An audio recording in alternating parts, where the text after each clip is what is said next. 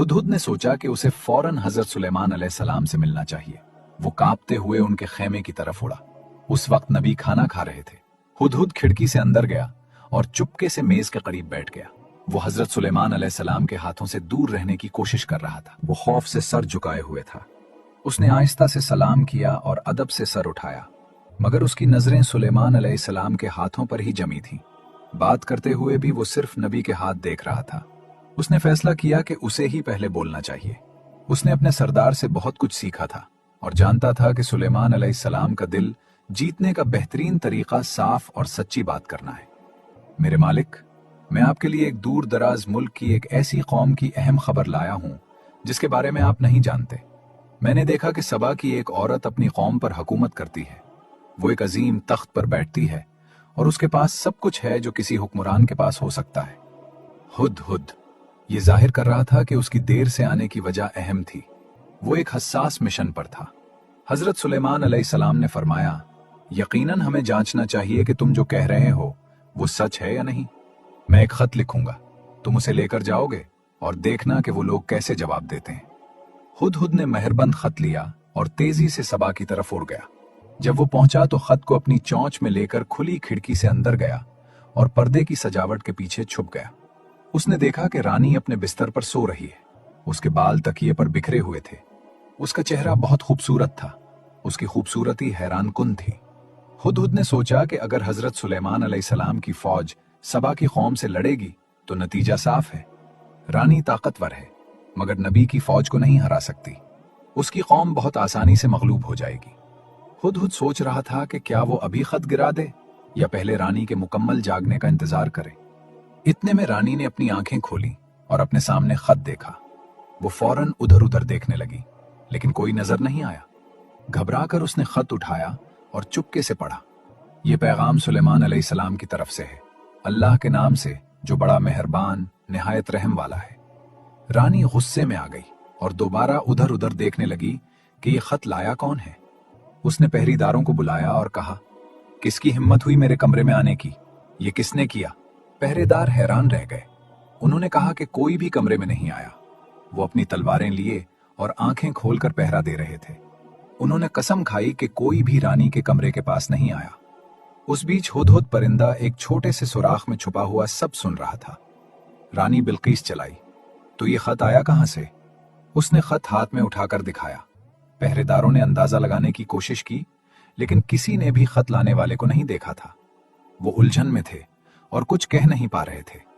रानी बिल्कीस ने फौरन अपने वजीरों और मशीरों की एक अहम बैठक बुलाई।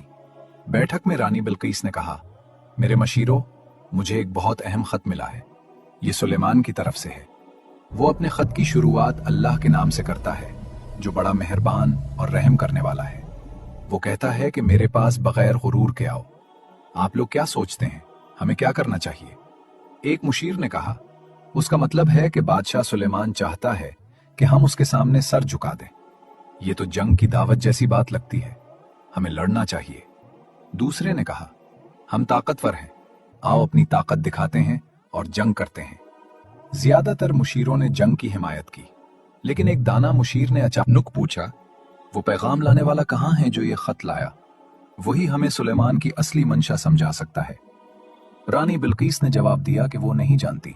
उन्होंने कहा कि जब वो जागी तो खत अपने बिस्तर पर पाया। एक मुशीर ने कहा, यह बात थोड़ी डरावनी है। मेरा मशवरा है कि हमें इंतजार करना चाहिए।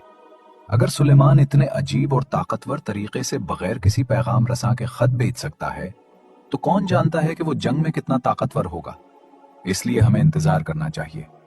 फिर रानी बिल्कीस बोली, जब बादशाह किसी मुल्क पर हमला करते हैं तो सब कुछ तबाह कर देते हैं और इज्जतदार लोगों को कमजोर बना देते हैं।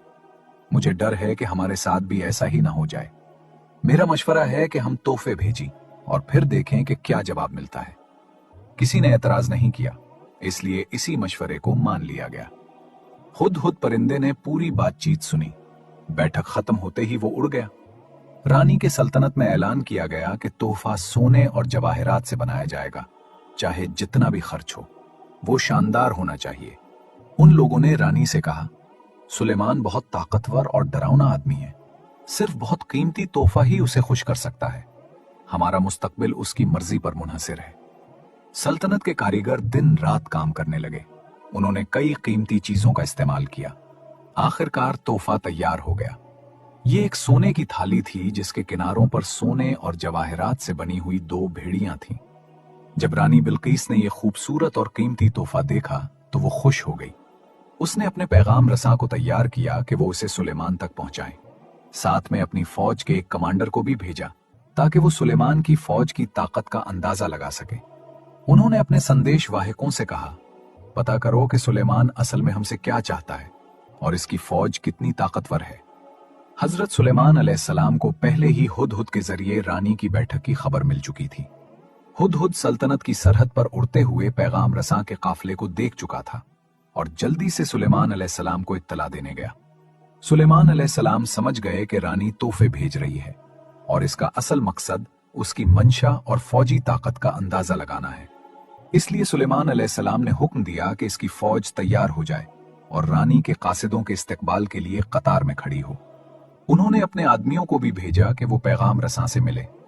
हजरत सुलेमान अलैहिस्सलाम का एक ही मकसद था, मैं चाहता हूं कि वो मुझसे मिलने से पहले ही हार मान ले। रानी बिल्किस के कासिद अचानक एक बहुत बड़ी फौज के सामने आ गए। उन्होंने सिपाहियों की गिनती शुरू की और देखा कि फौज में कौन कौन से जानवर शामिल हैं। उनकी हैरत की इंतहा न रही जब उन्होंने देखा कि सुलेमान अलैहिस्सलाम की फौज में सिर्फ इंसान 2022 ही नहीं बल्कि शेर, बब्बर शेर, हाथी, परिंदे और दूसरे जानवर भी हैं। उन्होंने ये भी देखा कि फौज हवा के जरिए एक जगह से दूसरी जगह जा सकती है। उनकी आंखें हैरत से फैल गईं और मुंह खुले के खुले रह गए। ये फौज ऐसी थी